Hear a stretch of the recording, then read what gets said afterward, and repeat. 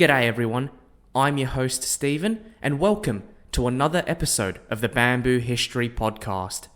For those of you who are new, welcome. The Bamboo History Podcast is a podcast that focuses on Chinese and East Asian history. If this type of content is up your alley, please subscribe to my podcast to keep up to date with my latest episodes and to also tune in to my existing ones. I also have an Instagram too, at Bamboo History Podcast, which features visual content for my episodes, teasers, and extra historical content that aren't podcast episodes.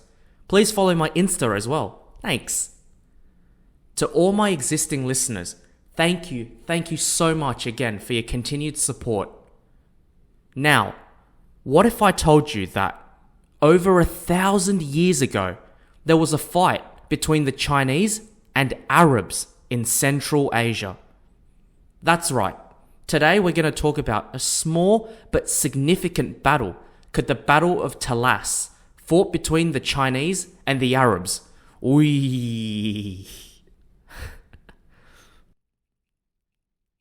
Kazakhstan and Kyrgyzstan are two countries that are in Central Asia, a region of Asia that's located east of the Middle East and west of China.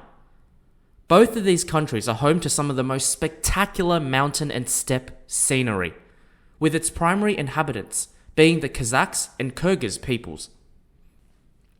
Located at the northwestern edge of Kyrgyzstan and at the border with the southern edge of Kazakhstan lies the Talas River, a 600-kilometer long river that looks just about as insignificant as my own six-pack abdominal muscles. I don't have a six-pack. It was near this insignificant river that one of history's most insignificant fights, but with the most significant consequences, was fought.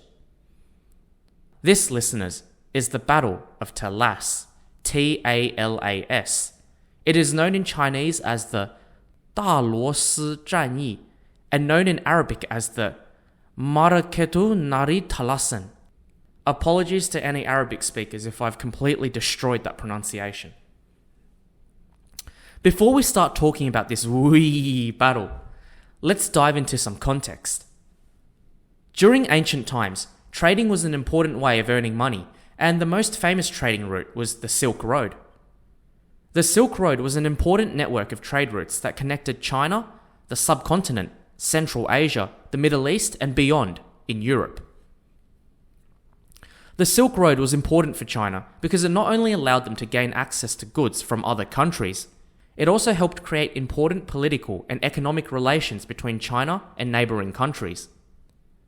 Therefore, China wanted to control the Silk Road, and to do so, they would need to occupy territories that the Silk Road went through. These territories would be immediately to the west of China at the time, which would be in the present-day Xinjiang province of China, the Central Asian countries of Kazakhstan, Kyrgyzstan, Uzbekistan, and Turkmenistan. In ancient Chinese times, this region was known as Xiyu, spelt Xiyu, and literally means Western regions. In the year 618, China was ruled by the Tang dynasty, Tang spelt T-A-N-G, and it was one of the most dominant Chinese empires in history. In the next 100 years or so after its establishment, the Tang defeated the neighboring Turkic Khaganate and expanded the territory into the Xiyu region.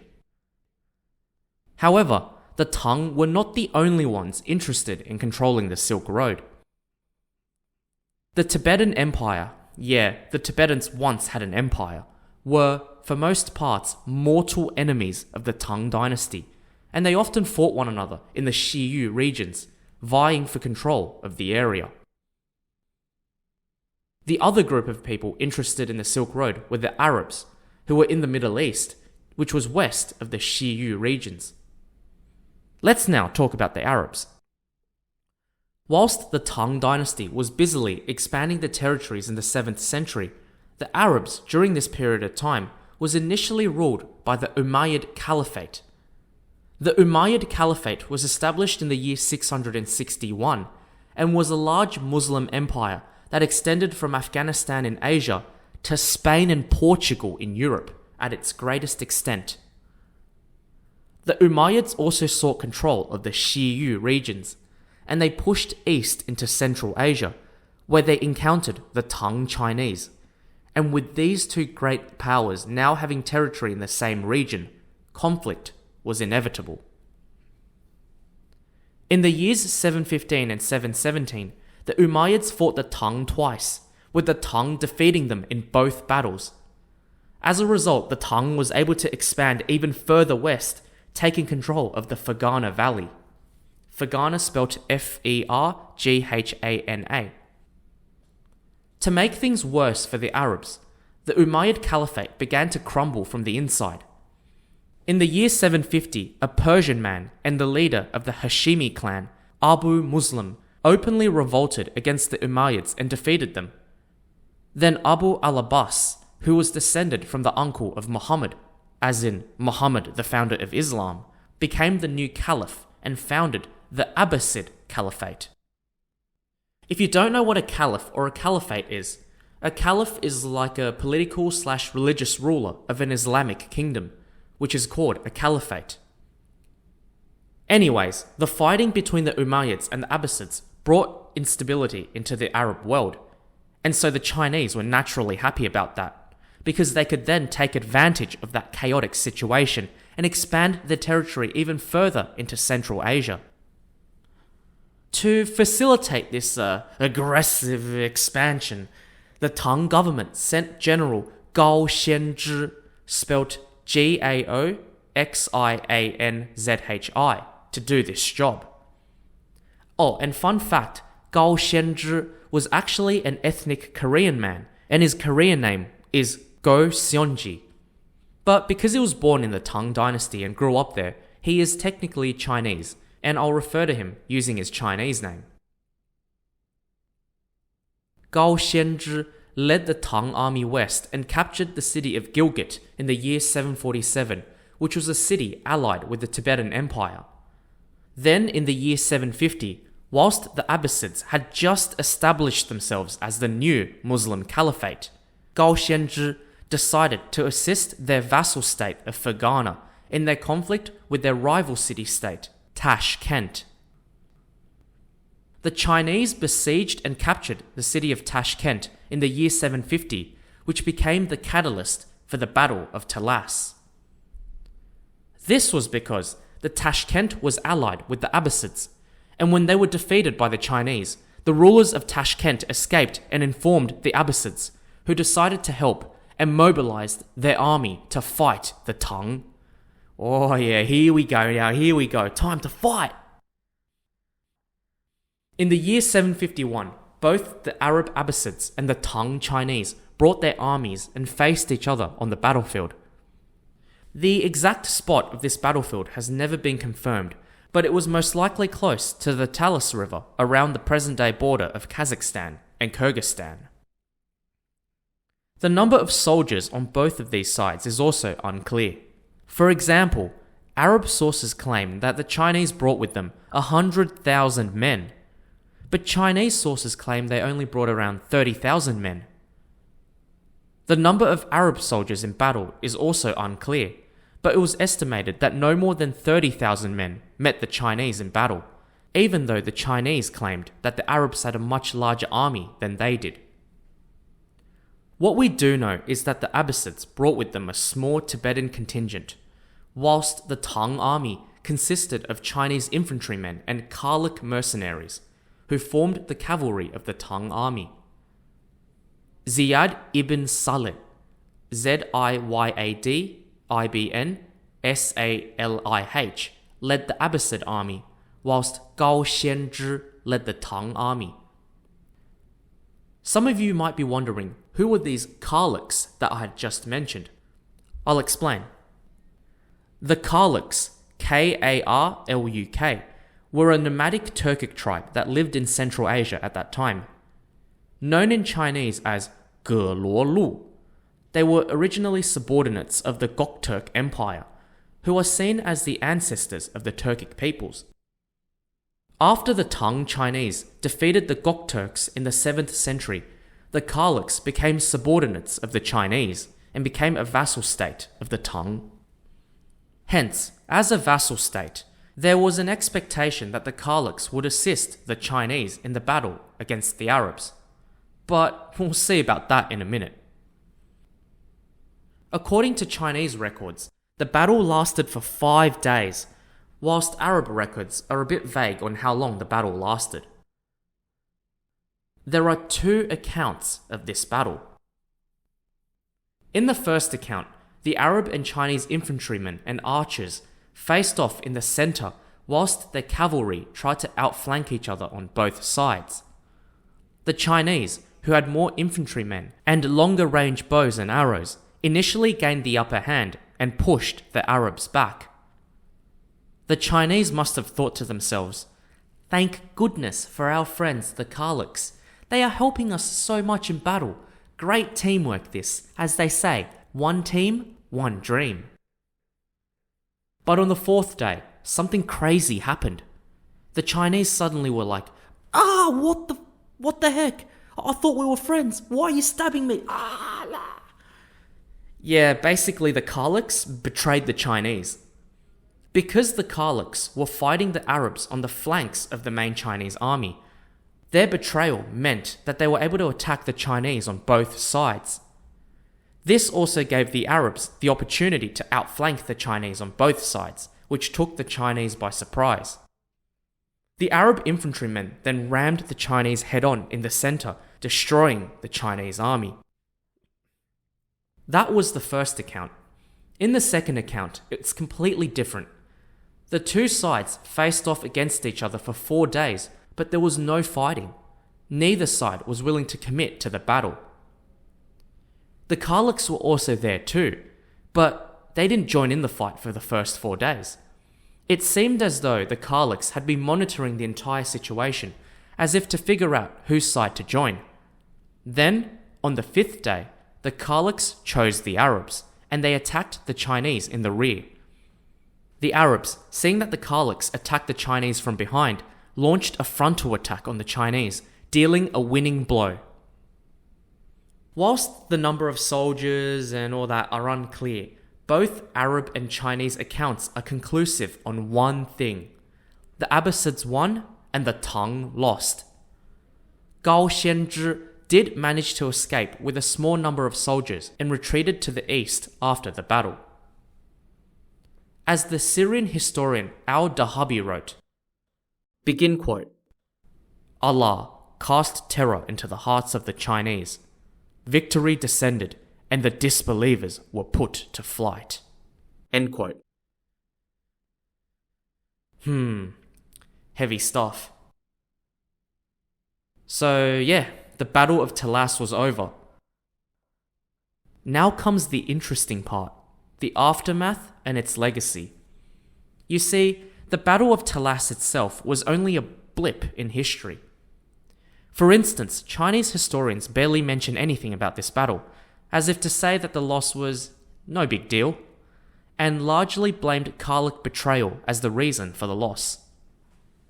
You'd think that because the Abbasids won this battle, the Arabs would then obviously have to say a lot about this battle, right? Well, not quite. To give you an example, one of the most famous Arab historians at the time, al-Tabari, did not say anything about the Battle of Talas. So now you're all wondering then, if it wasn't that big of a battle, why is the Bamboo historian talking about this? Why do I care? Well, for starters, it's one of the few battles where Chinese and Arab people fight. In ancient times. I mean, that's what sparked my curiosity and got me reading about this event. But more importantly, the Battle of Talas shaped the geopolitics of Asia for centuries to come. After this battle, the Tang dynasty would lose their hold on Xiyu and Central Asia. Gao Xianzhi's loss at Talas meant that he would need to get reinforcements to launch a counterattack against the Arabs and regain Chinese dominance in the region. But as he was trying to get reinforcements, a large major rebellion erupted back at home in China proper. In the year 755, the Anlu Shan rebellion broke out, And to stop the rebellion, the Chinese government ordered all troops from the frontier regions to withdraw back to China proper to fight the rebellion. Gao Xianzhi thus had no choice really but to withdraw all of his men from the Xiyu and Central Asian regions to fight the rebellion. He sadly died whilst fighting the rebellion in the year 756. Withdrawing the troops created a power vacuum in Xiyu and Central Asia, and the departure of the Chinese was quickly replaced by the Abbasids, Turkic groups like the Kalaks, those traders, and the Tibetans. The Chinese would never return to these regions for centuries until the Qing dynasty conquered the area in the 18th century. The growth of Abbasid influence in Central Asia promoted the spread of Islam into the region and contributed to the Islamification of Central Asia, and also paved the way to spread further the religion into China centuries later. The loss of Chinese territory in these regions also affected Buddhism. Knowledge of Buddhism was primarily spread and exchanged between India and East Asia by land through Central Asia and the Xiyu regions. However, once that bridge was cut off by the Abbasid Muslims, these Buddhist exchanges stopped. As a result, East Asian Buddhism developed into a unique branch of Buddhism that was vastly different from the Buddhism practiced in India and the subcontinent. Another legacy that the battle left was, supposedly, the spread of paper making. Paper was invented by Chinese people in the 2nd century. Side note, tune into episode 2 to discover the invention of paper. And it was kept secret by the Chinese for hundreds of years. It was said that papermakers had travelled with the Chinese army into battle, and when the Chinese lost, the papermakers were taken prisoner by the Arabs. And that was how the Arabs got their hands on the secret recipe of papermaking. Then, papermaking spread from the Middle East into Europe and beyond. This is a popular claim, but it might not be entirely accurate. This is because there's been archaeological evidence showing that the people in Central Asia had already been using paper before the Battle of Talas in the year 751. But hey, it's worth speculating, right? I mean, let's assume this claim was true. And if the Battle of Talas was won by the Chinese instead of the Arabs, and the papermakers weren't captured, it's quite possible papermaking technologies wouldn't have spread into the Middle East and Europe. It'd be quite possible that I'd be reading me Harry Potter books in parchment still, or vellum, or something like that. I guess the takeaway from this episode, at least for me, was the Kalak betrayal. It shows that it's really hard to trust anyone, especially someone who you've subjugated using force, and rely on them to fight and die for you. I think in scenarios like this, you're better off relying on yourself first before relying on others. Remember, don't trust anyone. So yeah, that's it. That's the end of the story of a fight between ancient Chinese and ancient Arabs in the 8th century. I hope you enjoyed this episode. I encourage everyone to leave a comment on my podcast and contact me with any feedback and topic suggestions. And of course, don't forget to subscribe to my podcast and follow me on Instagram. All the details will be in the description box below. Time for me to go now. Maybe I'll go eat a nice kebab with soy milk, an example of a harmonious connection between the Arabs and Chinese, rather than a bloody fight. Thanks for listening, everyone. Enjoy the rest of your day or evening, and I'll see you all next time on the Bamboo History Podcast. Bye for now.